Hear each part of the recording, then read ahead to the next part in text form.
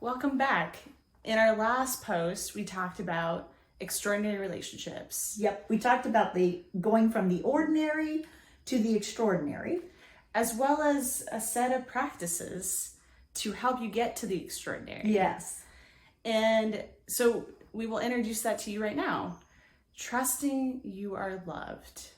Yeah, so when you hear trusting you are loved, which is a practice, what do you hear?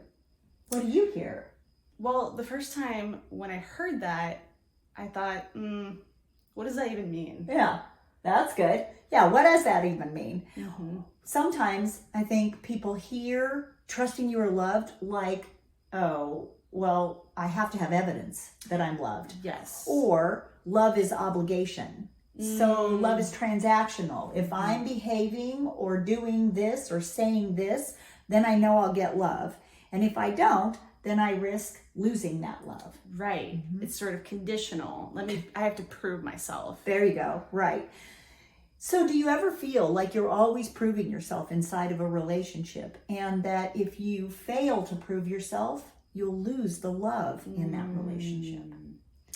Yeah, that's not very fun. That doesn't set you up for having an extraordinary relationship, especially if it's a key component of having relationships be extraordinary. So we wanted to unpack that first and share, kind of get us all into the space of what does it feel like to trust you are loved right now? What does trusting you are loved feel like right at this moment? What I want to distinguish for you then is what trusting you are loved is as we define it. So as we define it, trusting you are loved is, first of all, letting yourself be loved. Letting yourself be loved, which is an opening of the heart. Right. You have to be receptive to that. Letting yourself be loved. And then the second is listening in such a way that you experience that you are loved.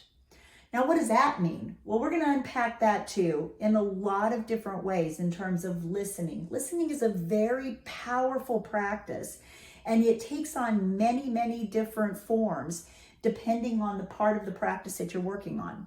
So, does that sound a little bit vague? Does it sound intriguing?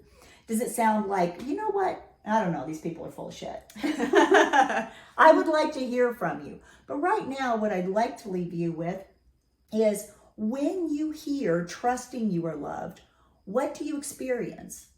You might experience, oh yeah, I completely trust that I'm loved.